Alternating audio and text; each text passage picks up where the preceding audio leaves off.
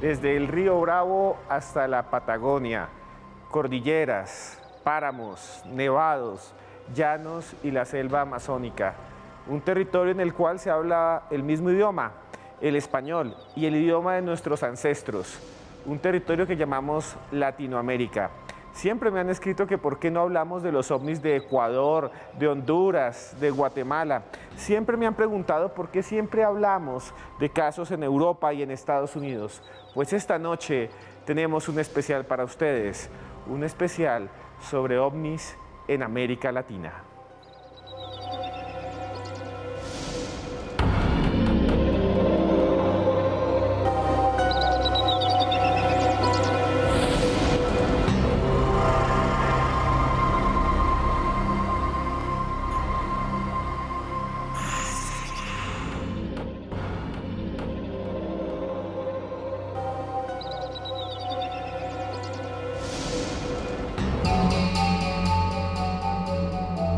Algunos creen que los avistamientos ovnis más importantes han sucedido en Estados Unidos y Europa, como estas imágenes divulgadas por el Pentágono que le dieron la vuelta al mundo.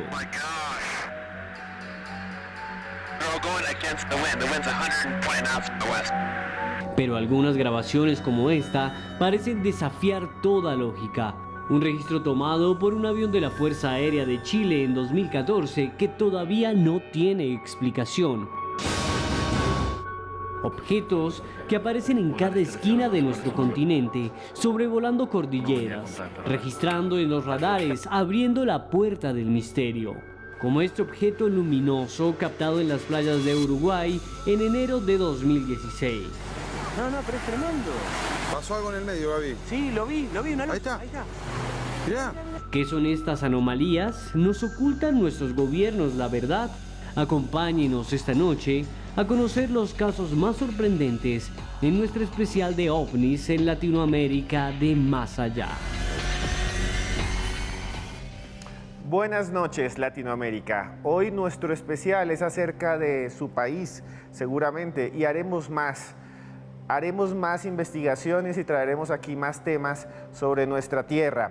Y por eso les voy a pedir que participen esta noche. Y si usted nos ve en YouTube, no importa, puede escribir aquí abajo de donde estoy yo, denos like y comenten. Sobre ese programa prometo que les voy a responder a la mayoría de sus comentarios. Así digan lo que digan, ahí les voy a responder personalmente porque nos encanta saber de dónde son y qué piensan. Y para esta noche tenemos a dos de sus investigadores preferidos en Más Allá. Al señor Juan Jesús Vallejo, con toda la experiencia del mundo, viene desde España, pero conoce nuestra tierra como pocos. Juan Jesús, muy buenas noches.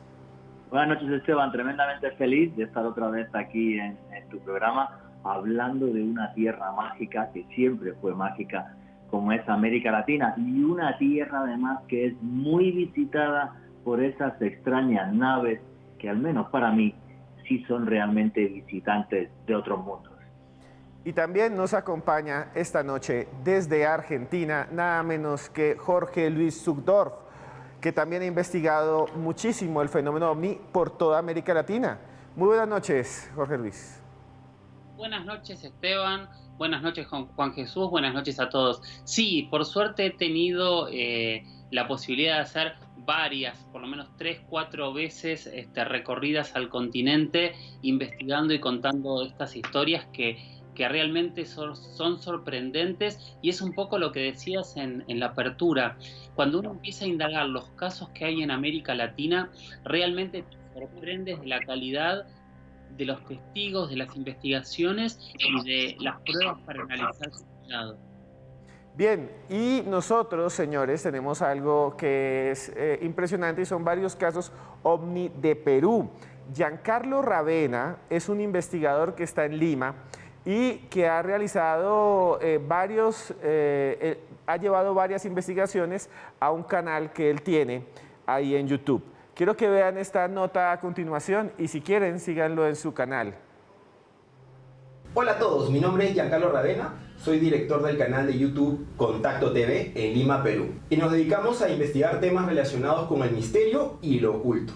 Les mando un saludo y un abrazo a todos mis amigos colombianos y en especial a mi amigo Esteban Cruz y a toda la producción del programa Más Allá. Un gran programa, dicho sea de paso. Ahora empezaremos con el caso que venimos a contarles el día de hoy. Se trata de un tema muy interesante ocurrido acá en Perú, justamente en la ciudad de Cusco, que muchos ya conocen. Con este caso, los ufólogos concuerdan que es una de las filmaciones de ovni más impresionante y mejor grabada de todos los tiempos. Y esto sucedió el 13 de abril del 2020. Un joven llamado Jeremy Gómez, quien ha vivido en Cusco toda su vida, logró captar un objeto no identificado y de grandes dimensiones. Ese video, ya que fue en abril, el lugar donde fue filmado fue desde el centro de Cusco, de la plaza de armas a 5 cuadras un poco más para abajo.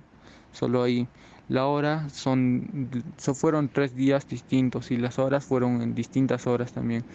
Pero todos eran entre aproximados de las 7 hasta las 10 y 11 que perdía de vista el objeto, porque ya no podía alcanzar a verlo. En ese momento, cuando vi el objeto, fue algo como que impresionante, ¿no? Cuando acerqué, porque al principio pensé que era una estrella y ya pues después cuando acerqué y vi que con el zoom de mi cámara, mientras grababa, vi que no era, pues, y me llevé la sorpresa de eso. Lo más impresionante de este caso es que logró grabar este objeto durante 2 horas seguidas. Y no solamente con la cámara de su celular, sino con una cámara semiprofesional. Al principio, él pensó que se trataba de una estrella, pero al hacerle zoom con la cámara a este objeto, pudo darse cuenta de que no era ninguna estrella, al contrario. Era un objeto de metal, de grandes proporciones, y para ser más exacto, era un aro de metal. En ese momento lo primero que sentí fue asombro, ¿no? Primero, y la curiosidad sobre qué podía pasar, ¿no? Ya que más antes ya había visto varios objetos y la mayoría sí iba, pero pensé que era una estrella y ya pues se fue lentamente también y lo perdí de vista en un par de horas. A mí en lo personal me parece que tendríamos que investigar más todavía con más conocedores para investigar sobre la posibilidad de que esos objetos sean de aquí de Cusco, tal vez un proyecto o algo. Y la necesidad, ¿no? Pues más que todo me causa una necesidad grande de poder saber qué es lo que había esos 3 días y qué es lo que a veces hay sobre los cielos de Cusco actualmente, porque se ven muchas cosas raras y ya pues. Y si se observan bien las imágenes en el video, van a poder darse cuenta de detalles muy interesantes, como luces y protuberancias que hacen que esto parezca algo más. Lo más loco de todo esto, y para darle más validez al caso de Jeremy, es que este logra transmitir en directo todo este acontecimiento, en tiempo real, en un grupo público de Facebook. Y aparte, un hecho muy importante es que logra él grabar con una cámara semiprofesional en la cual pues se dejan ver muchos detalles de este objeto. Con todo esto se expusieron una serie de testimonios sobre la actividad inusual en Cusco y que corroboraría estas visitas de estos artefactos en nuestro planeta. No se olviden de seguir el canal de Contacto TV en YouTube. Y nuevamente les mando un abrazo a todos mis amigos colombianos. Bye bye. Muchas gracias a él por enviarnos este material. Este video fue muy famoso durante algunos meses, alrededor del mundo inclusive. Hay gente que dice que es un globo aerostático, hay otra gente que dice que realmente es un satélite. Y para eso quiero preguntarle a nuestros invitados qué piensan de este caso que nos envían de Perú. Juan Jesús. El caso me parece muy interesante. Lo único que también hay que tener en cuenta, y yo creo que Jorge sabe mucho más de esto que yo, ya que él es realizador, es que cuando tú coges una cámara y pones el zoom a tope, si lo que tienes al fondo es una luz, te lo va a deformar siempre sí o sí. Depende del tipo de objetivo, te va a deformar esa luz de una forma o de otra. Entonces, el que luego eso se vea un círculo, pues desde mi punto de vista habría que analizar qué tipo de cámara es y qué tipo de objetivo, que es lo que va a deformar esta luz al final. Entonces, es lo que me inquieta más de este caso, el tipo de cámara, esa deformación del zoom, y luego también, pues bueno, pues que el objeto no parece que tenga ningún tipo de movimiento. Entonces, bueno, pues sí, es un ovni, un objeto volador no identificado, porque no sabemos qué es, pero tengo ciertas dudas ante que sea realmente una anomalía, como para decir esto es una nave de otro mundo. Esa es mi opinión, la verdad. ¿Y qué piensa Jorge Luis Zuckdorf? Siempre estoy muy de acuerdo con Juan Jesús en muchas cosas y en este caso también coincido. A mí me pasa algo, como realizador me cuesta creer en las imágenes. Esto tengo que ser totalmente franco y sincero porque sé lo fácil que es hacer trucar o generar imágenes Entonces, la imagen para mí siempre es un buen disparador, pero no es más que un buen disparador. Creo que siempre es importante tratar de analizar el contexto, tratar de ver, como dice Juan Jesús, qué cámara es, a qué zoom se fue, porque eso obviamente empieza a deformar y a degenerar la imagen. Y aparte hay todo un contexto alrededor, ¿no? Hay testigos calificados que lo hayan visto. A mí me gusta mucho escuchar más testigos de imágenes porque son más seguros que una imagen. Hoy podemos hacer imágenes que pueden ser increíbles y podemos no darnos cuenta de que son de mentira. Pero creo que es, por supuesto, no hay que descartar nunca nada y hay que investigar los casos a fondo. Hay que entender si en ese momento había algún fenómeno en el cielo específico que pueda haber generado ese tipo de imagen y dejarlo en el campo de que realmente no sabemos qué es. Bueno, muchas gracias desde Argentina, Jorge Luis. Yo les quiero recomendar unos libros aquí a todos ustedes. Este es El Circo de la Noche, de nada más y nada menos que Urano Editores. A ellos muchas gracias. Ahora más tarde les muestro otro de Urano Editores. Y por este lado tenemos los cuentos macabros de Hans Christian Andersen, que lo envían los señores de Calixta. Un saludo allí a Mafe, que siempre nos tiene en cuenta. Muchas gracias, ya volvemos. Esto es Más Allá.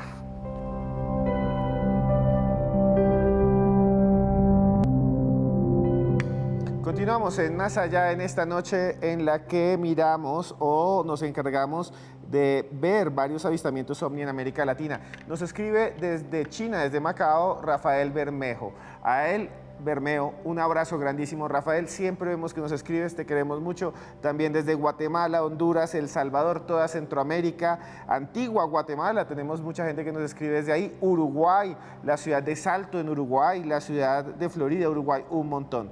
Y bueno, tenemos mucha gente desde Chile y nos conectamos hasta ahora con un piloto que fue no solo piloto aeronáutico, sino piloto militar. Él se llama Rodrigo Bravo y a él le decimos en Más Allá. Muy buenas noches, Rodrigo. ¿Qué tal, Esteban? ¿Cómo estás? Rodrigo Bravo desde Chile, junto con saludarte a ti y a toda tu comunidad. Y muchas gracias a usted. Y quería preguntarle, ¿cuál es el caso más impresionante que usted ha investigado allá en Chile?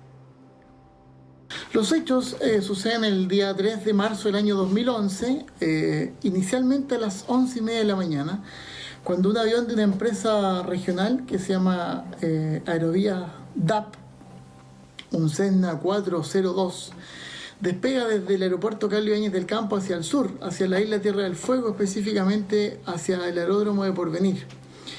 En el viraje que va hacia el sur, el piloto observa en unos cerros que se encuentran hacia el noreste de la ciudad de Punta Arenas, un objeto alargado muy extraño que en primera instancia el piloto ya lo había observado desde tierra, pero quiso verificarlo desde el aire.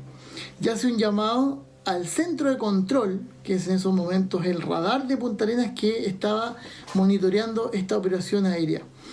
En esa llamada, el piloto simplemente le consulta si hay más tráficos, el controlador de tránsito aéreo le responde una serie de otros vuelos que hay, pero en ningún momento coinciden con lo que él estaba observando, que lo describe inicialmente con cierta dificultad, dando a conocer de que era algo parecido o que no tenía característica de un avión, pero que se encontraba sobre los cerros, específicamente el Cerro Mirador.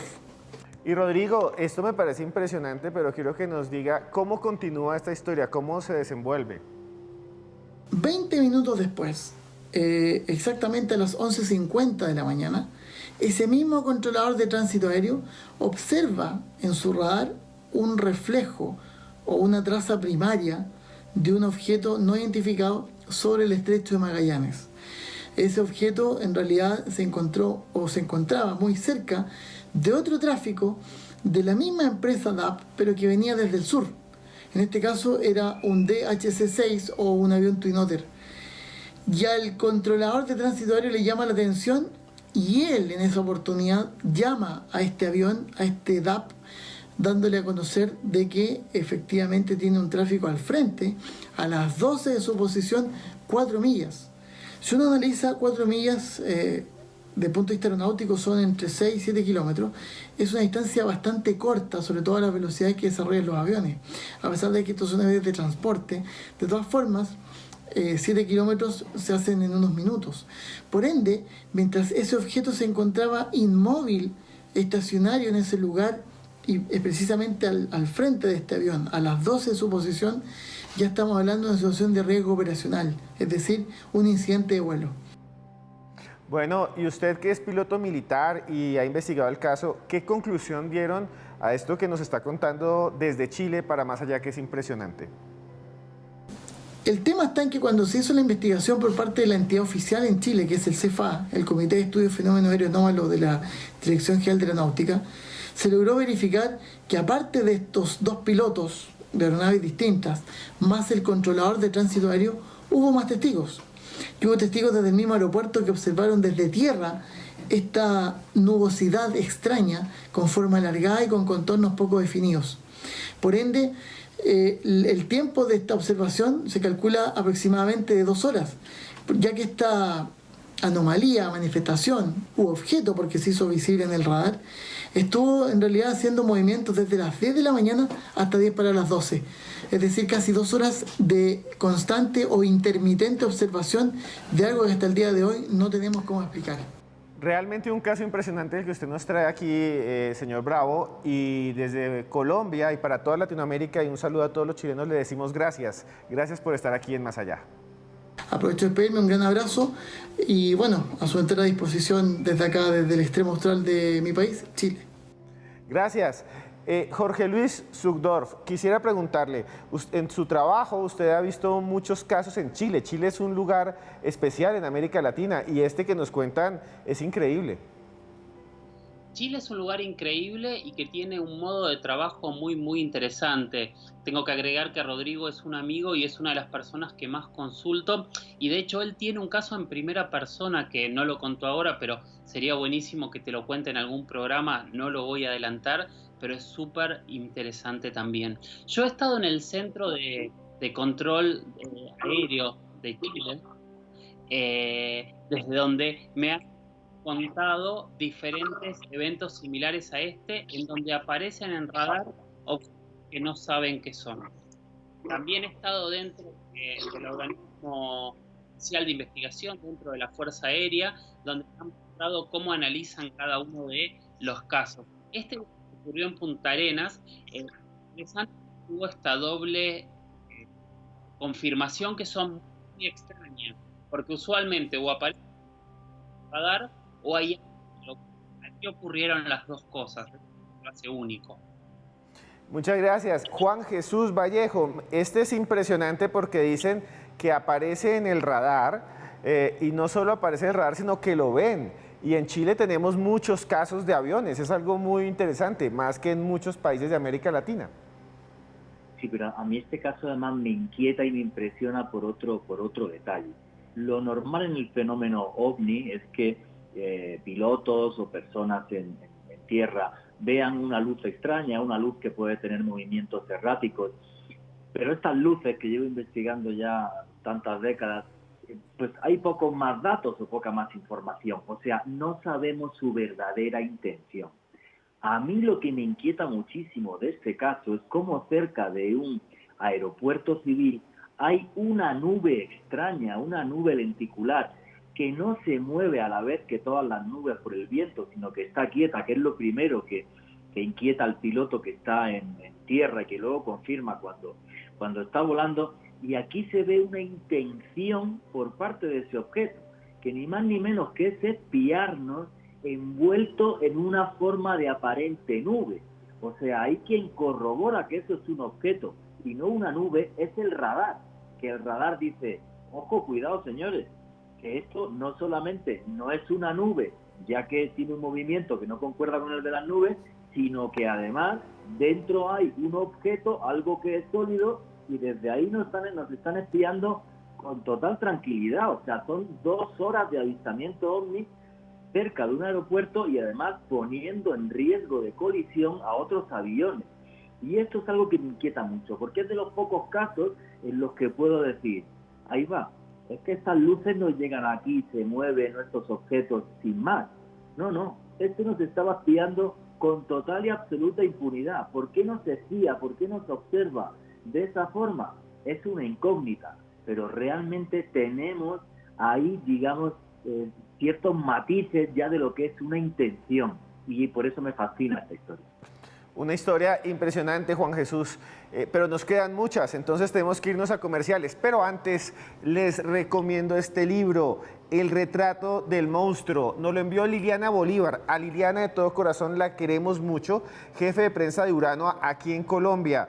Un libro que recomienda Stephen King y mucha gente más. ¿Les gusta el terror? Consigan este libro en toda América Latina, El retrato del monstruo. Gracias a Liliana Bolívar. Ya volvemos porque esto es Más Allá.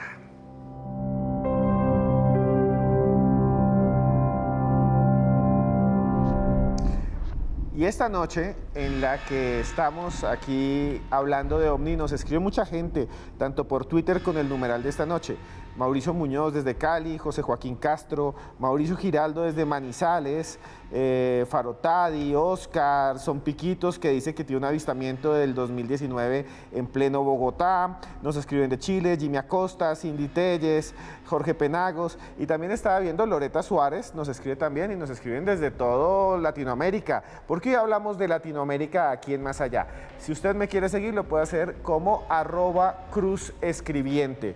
Me escribe a mí por Instagram y por Twitter como Cruz Escribiente, y somos esa gran familia del misterio aquí en Más Allá.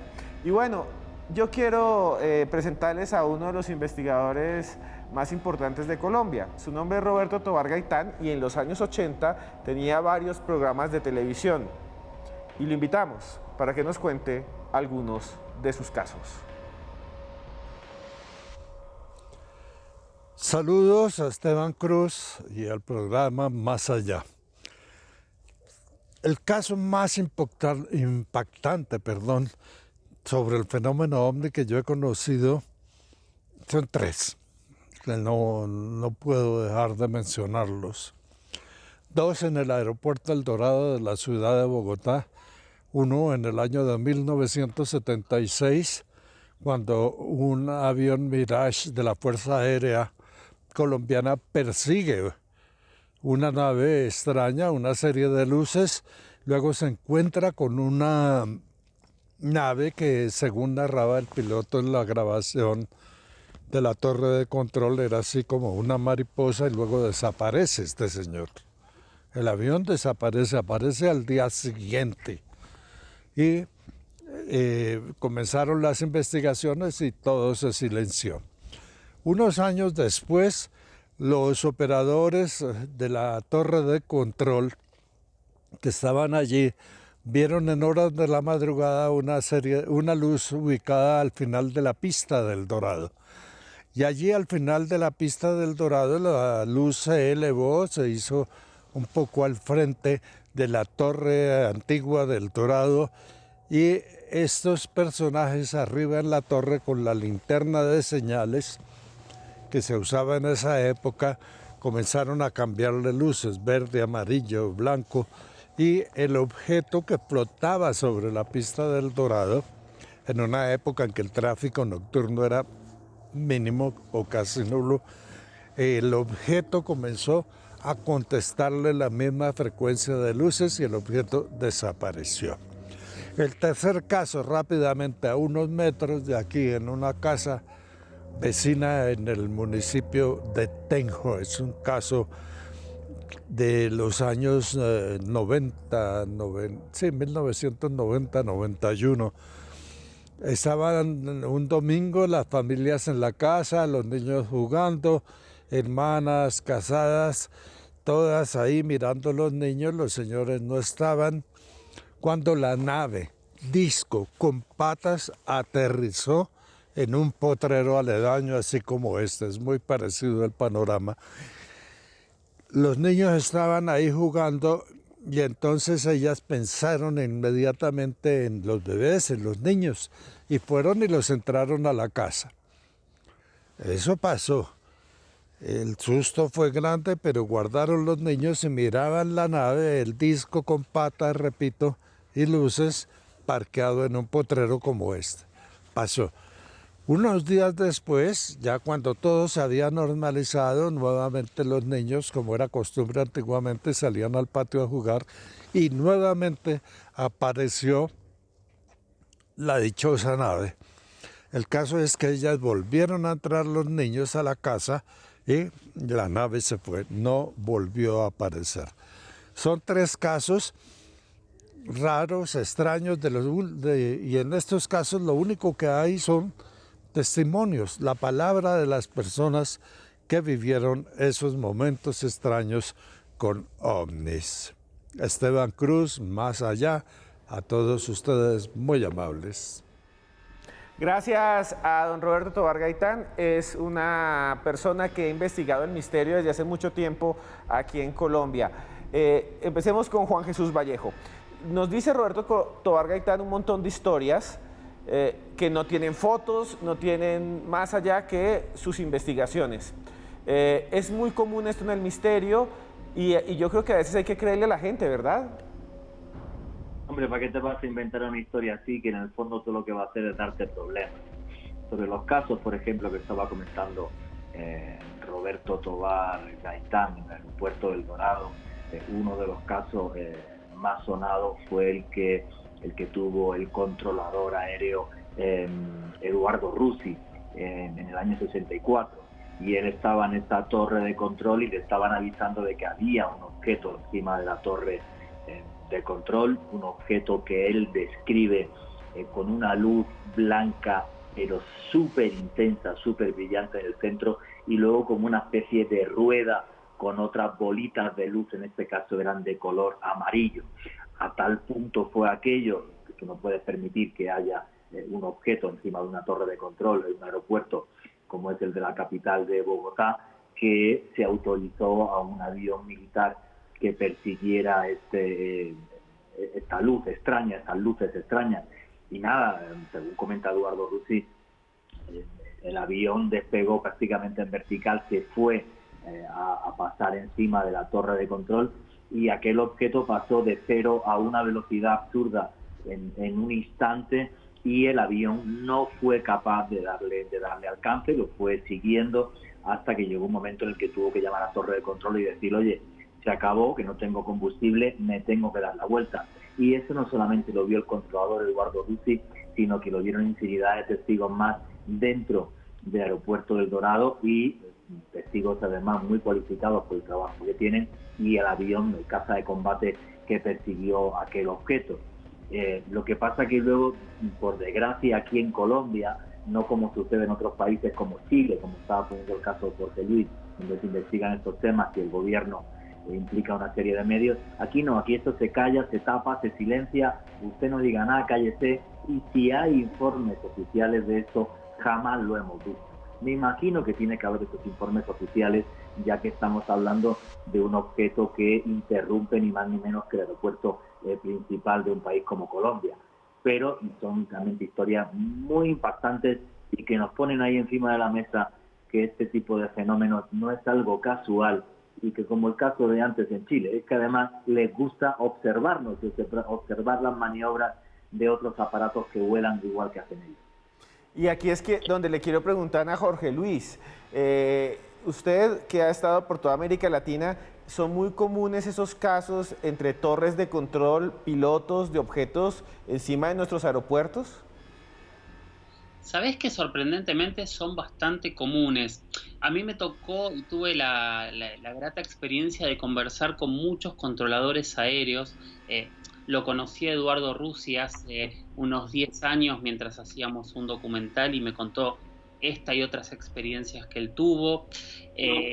Conocí un caso similar en el aeropuerto de Montevideo, en donde prendieron las luces del aeropuerto pensando que un avión en problemas, y de golpe el avión salió volando hacia el otro lado.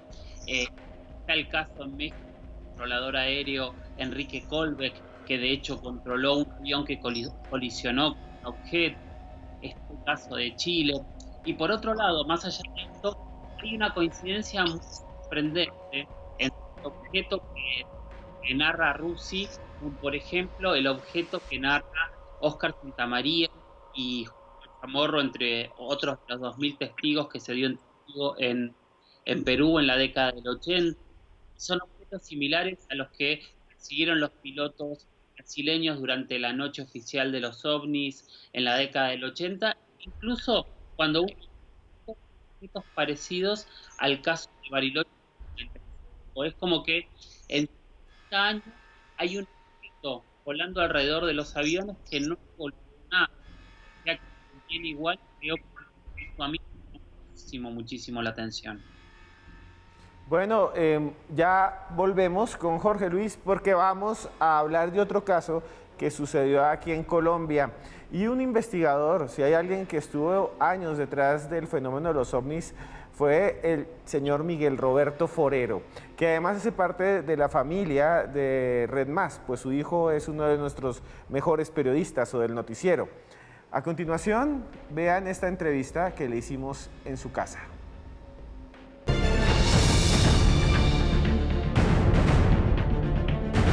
Don Manuel López. Don Manuel López es un hombre de unos 18, 20, 22 años, muy joven.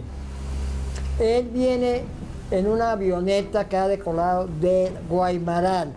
Había ya tenido unas suficientes horas como para que poder volar solo, era de los primeros vuelos que hacía solo.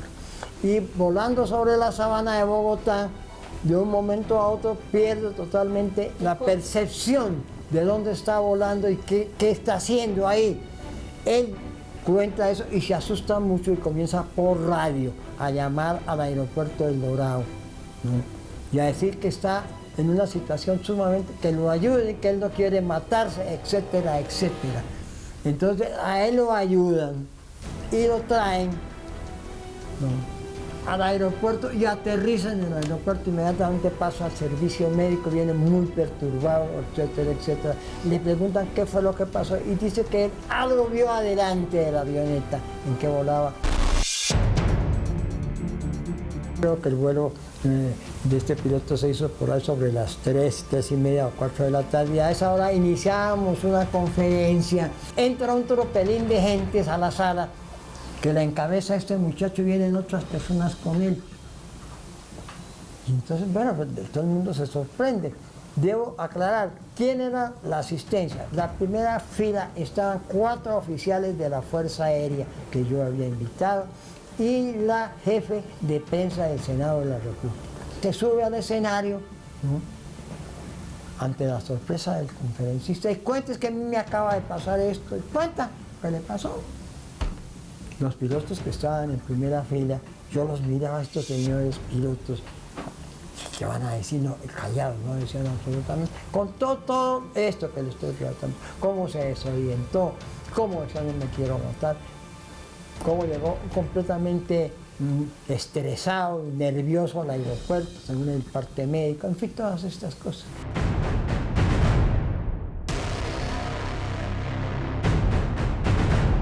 Termina la conferencia y hablo yo con los pilotos. Le digo yo, bueno, ¿ustedes qué opinan? Yo soy muy discreto, muy reservado. Y no, pensamos que debió tratarse de algo que nosotros conocemos como encabinamiento. Que esos muchachos que comienzan a hacer los primeros vuelos solos de pronto se encabinan, es un fenómeno allá entre pilotos, entre agentes del aire. Yo no insistí más en preguntarle ni ellos aseverarme si era cierto o no, sino eso me dijeron y eso pasó, con referencia a eso que la prensa, El Tiempo, publicó un reportaje muy amplio y una noticia que nos llamó la atención en ese momento a ese piloto. Este caballero yo nunca lo volví a ver, ni volví a conversar con él fuera de esa fecha. Un caso impresionante y famoso en la prensa colombiana de ese tiempo, de hace muchos años, en el cual un piloto, Manuel López, llega ciego y se ven en las fotos y se ven en esas letras, en esos periódicos de papel antiguo. Jorge Luis Zuckdorf, ¿qué piensa usted de este caso sobre un piloto que queda ciego y vuelve contando todo este montón de experiencias extrañas hace tanto tiempo? Casualmente, cuando yo lo conocí a Rusi fue por hacer una nota sobre este caso. Estuve en la casa de don Miguel Forero, lo estuve entrevistando. Para mí es un caso sorprendente. De hecho, nosotros habíamos llegado a Rusi para ver cómo era esta situación, ¿no? Que nos pudiesen contar esta situación tan desesperante de que una persona tenga que aterrizar ciega. Es un caso que la verdad que llama muchísimo la atención. Cuando yo lo investigué, lo hice, quedé con muchas ganas de decir al piloto que no lo pudimos ubicar. Esa fue la única espina que tuve cuando investigamos este caso. Juan Jesús Vallejo, este caso es icónico para Colombia y para el mundo es de los pocos de pilotos que quedan ciegos, o hay muchos más, ¿no? De pilotos que se ven afectados. Sí, pero hasta el punto de que tú tengas ya una pérdida de visión y de que te afecte, o sea, que la luz sea tan potente que provoque una lesión, yo no creo que sean muchos casos. Realmente es un caso muy, muy único. Además, ese día, que fue el 5 de mayo de 1977, hasta la centralita del diario El Tiempo se colapsó de gente llamando, diciendo que había objetos luminosos que estaban atravesando los cielos de Bogotá.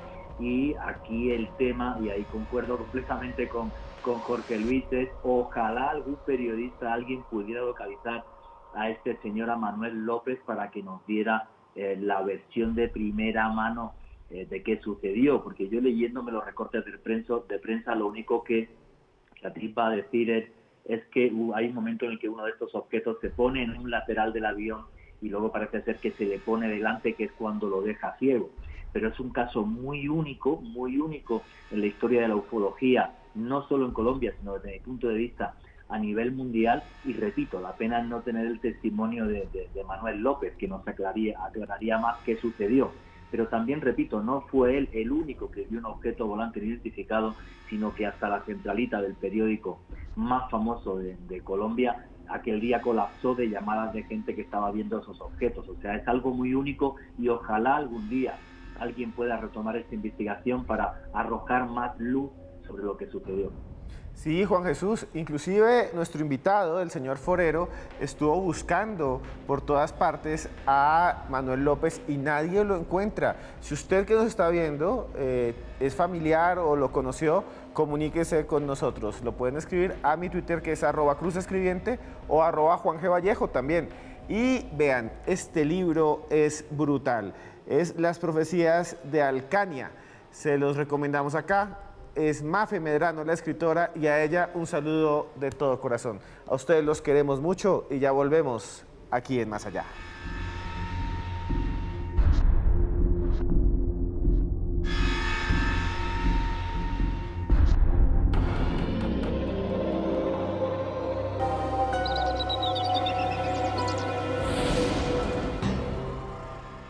Y continuamos en Más Allá con mi amigo UFO, así le puso Joana Arenas, que hasta ahora se va a comunicar con nosotros aquí en esta sección, su sección Más Allá Plus. Muy buenas noches, Joana. Buenas noches, Esteban. El 4 de marzo del 2019, la ciudad de San Miguel, en El Salvador, entró en conmoción.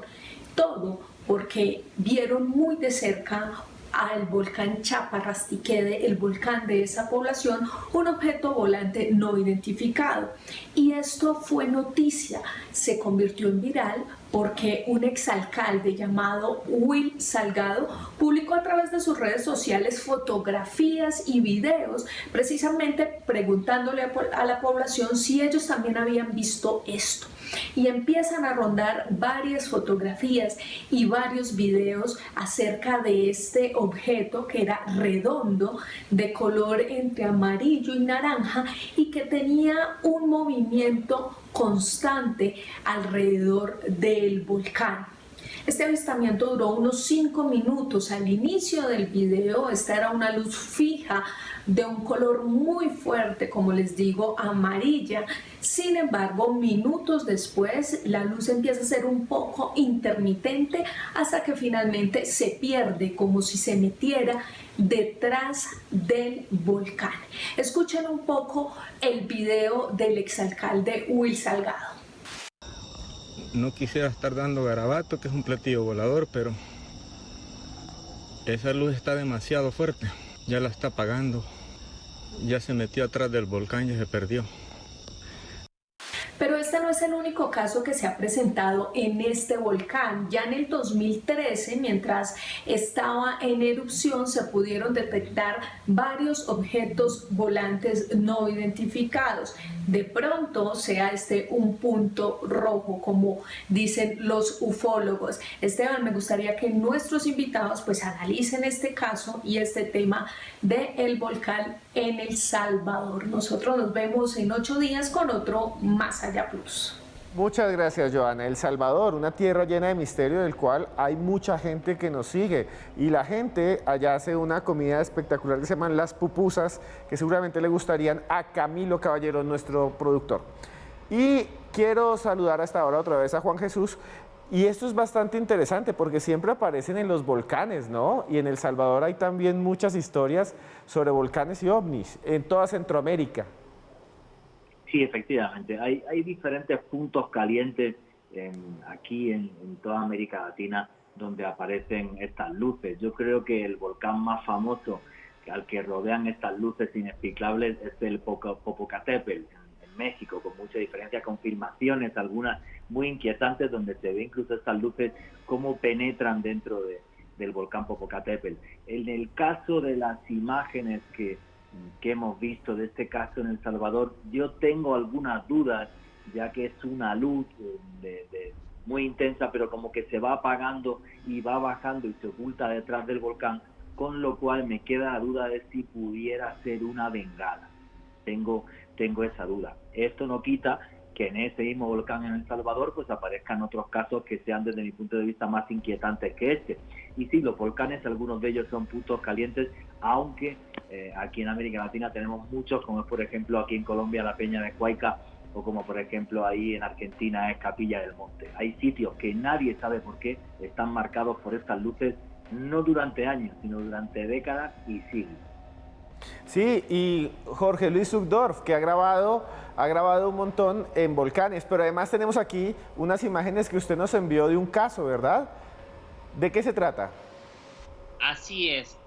Las imágenes que yo les envié es uno de los casos más fuertes y sonados que hubo entre Argentina y Chile. Estás hablando de las imágenes de los ovnis de la Antártida, ¿verdad? Sí, señor. Muy bien. Este caso es muy conocido y muy fuerte porque, entre otras cosas, terminó con una declaración oficial de la Marina Argentina y de la Fuerza Aérea Chilena admitiendo que este grupo de personas había visto un ovni en una base en la Antártida. Este es el punto más importante. Si te parece, contamos un poco la historia. Sí, claro. Y estamos viendo los documentos, sí. Esto ocurrió el 3 de julio de 1965 en la isla Decepción. Imagínense lo que es la isla ya por el nombre. Y lo interesante para linkear con lo que estamos hablando es que la isla Decepción también es un volcán hundido. De hecho, si buscan la forma de la isla, se ve como una especie de cráter. Bueno, durante el año 65, los diferentes científicos y militares que estaban en la isla empezaron objetos extraños. Pero el mayor de todos, más de 17 testigos, entre ellos Pericé, que era fue el más. Después de esta investigación se interrogó y se hizo análisis de todos los testigos. Y lo sorprendente de los documentos es que muestran que la Armada Argentina, la Marina Argentina, ya para ese momento tenía una proforma para hablar de los voladores identificados, en donde los testigos completaban casi una especie de croc. Eso es muy sorprendente. Y el caso se prometió seguir investigando y llegar a conclusiones. Pero el problema es que aparecen los periódicos, por lo menos de Argentina, y entiendo que en Chile ocurrió lo mismo, se llenaron de noticias, algunas reales, muchísimas sobre el fenómeno ovni, y el caso quedó en la nada y nunca fue explicado de manera oficial. Sí, tuvimos algunos problemas de comunicación, pero estuvimos ahí con la historia. Vamos a seguir y vamos de una vez a las conclusiones de esta noche. Juan Jesús Vallejo, corto, ¿cuál es su conclusión sobre lo que hemos visto esta noche aquí en Más Allá? Mi conclusión, amigo Esteban, es que vivimos en un continente mágico donde estas luces no paran de visitarnos y no paran de llegar acá. Ojalá supiera con qué intención. Lo que tengo claro que el fenómeno OVNI es muy cierto y desde el punto de vista es sin duda alguna extraterrestre. Son naves de otros mundos que llegan hasta acá. Para la gente que quiera seguirme en redes sociales, pues mi Twitter, @JuanGVallejo, JuanJE Vallejo, en Instagram y en Facebook como Juan Jesús Vallejo, y los que os guste el periodismo de misterio tenéis un canal de YouTube que es Oculto tras la sombra. Muchas gracias, amigo. Gracias a usted, Juan Jesús. Tiene muchos fans en YouTube. Recuerden ustedes, los que nos están viendo por YouTube, que abajo, aquí abajo, pueden dejar sus comentarios y en este programa en especial voy a estar pendiente de todos y los voy a responder, y denos like si les gusta Más Allá. Y bueno, brevemente también, Jorge Luis, su conclusión y sus redes sociales para que lo busquen y lo sigan. Muy bien. Es un continente mágico y es un continente en donde miramos al cielo, y eso es lo que yo recomiendo. De mirar un poco el celular y levanten la vista, se van a sorprender con lo que encuentren en la noche. En América, desde los primeros pueblos hay relatos de luces y seres que bajaron del cielo y colaboraron con nosotros. Tendríamos que algún día encontrar qué significa y cuáles son las respuestas. Me encuentran en Instagram, @JorgeLuisSOficial, en Twitter, en @JorgeLuisS_77, y el podcast se llama La Huella OVNI, lo encuentran en todos los reproductores de podcast. Muchas gracias, Jorge Luis. Búsquenlo como La Huella OVNI. Son sus podcasts de OVNI y de misterio. Y a todos ustedes, muchas gracias. A la gente de Perú, de Ecuador, de Chile, de toda Centroamérica. A todos ustedes, Costa Rica, Panamá, Guatemala. Todos los queremos mucho. Somos una misma familia. Si nos gusta el misterio, un abrazo grandísimo. Y recuerden que por más lejos que andemos, siempre habrá un más allá.